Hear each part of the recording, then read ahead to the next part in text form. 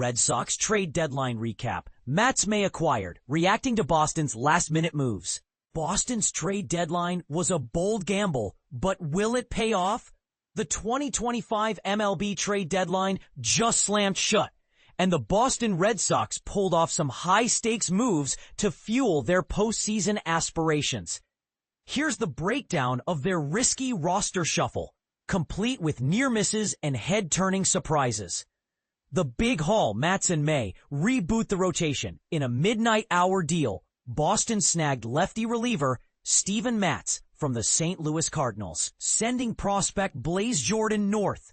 But that wasn't all. Just hours before the 6 p.m. ET cutoff, the Red Sox pulled off a huge last-minute acquisition, trading James Tibbs and Zack Ehrhard to the Los Angeles Dodgers for fireballer Dustin May. Why it matters. Matz's seasoned arm adds bullpen depth, while May brings the kind of electric upside that can swing October games. The one or two that got away. Snap decisions often define trade deadlines. And Boston's near misses could haunt them. They made a late push for Minnesota Twins ace Joe Ryan, only to watch him stay put. Meanwhile, Arizona's Merrill slipped away to Texas, leaving the Red Sox to wonder if they rolled the dice too conservatively. But here's the kicker. Sometimes almost trades shape narratives just as much as completed ones. Duran's stay marks a strategic hesitation.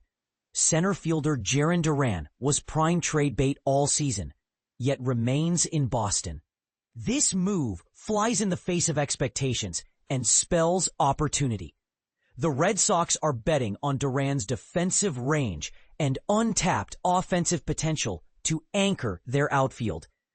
Critics will grumble, but it reflects a leadership group prioritizing internal growth over immediate rental returns. The farm system takes a hit. Prospects Blaze Jordan, Matz trade, James Tibbs, and Zack Ehrhard were sacrificed for these win-now pieces.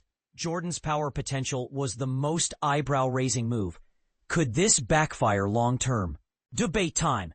Should teams mortgage future talent for late-season gambles? Or does immediate contention outweigh youth development?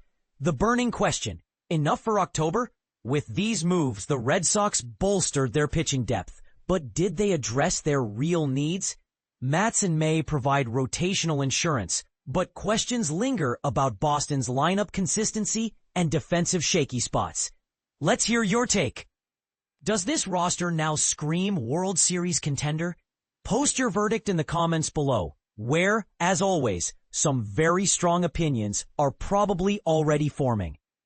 Red Sox acquire Dustin May. What this means for Boston and LA. Just when you thought the MLB trade deadline couldn't get any more thrilling, the Boston Red Sox pulled off a last-minute deal that's sure to spark debate. In a move that has fans and analysts alike scratching their heads, the Red Sox have acquired Dustin May, a starting pitcher who's been struggling this season from the Los Angeles Dodgers. But here's where it gets interesting. Boston gave up two promising young players, James Tibbs III and Zack Ehrhard, to make this happen. And this is the part most people miss. Tibbs was actually part of the haul the Red Sox received in the recent Rafael Devers trade to the Giants. So is this a genius move or a risky gamble? Let's dive in. Dustin May, who will turn 28 in September, has had a rough go of it this season with the Dodgers. Across 18 starts and one relief appearance, he's posted a 4.85 ERA, 84 ERA+.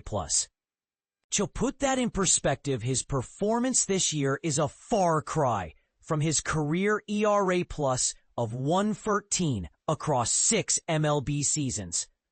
It's worth noting, though, that May is coming off Tommy John surgery, which could explain some of his struggles. He's owed the remainder of a $2.14 million salary for 2025 and will hit free agency this offseason. But here's the controversial part.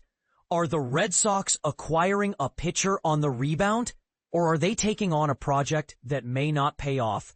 On the other side of the deal, the Dodgers are getting two intriguing prospects. James Tibbs III, a former number 13 overall pick, is just 22 years old and has shown flashes of potential. This season, he split time between high A and double A, slashing .232, .359, .404, with 13 home runs in 86 games. His OPS of .733 across 2 minor league seasons suggests there's room for growth.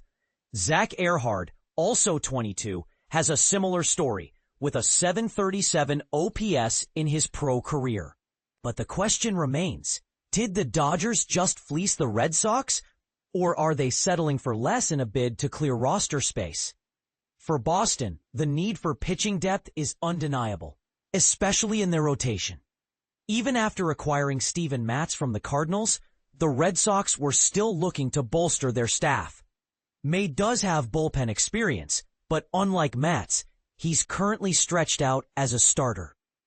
With the team sitting in the second wildcard spot in the American League and trying to keep pace with the first-place Blue Jays in the AL East, this move could be a game-changer or a costly mistake.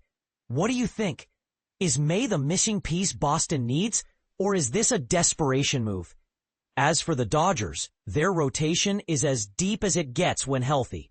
The impending return of lefty Blake Snell likely made May expendable, and his struggles this season certainly didn't help his case. The reigning National League West champions are sitting pretty atop their division, so this move seems more about fine-tuning than necessity.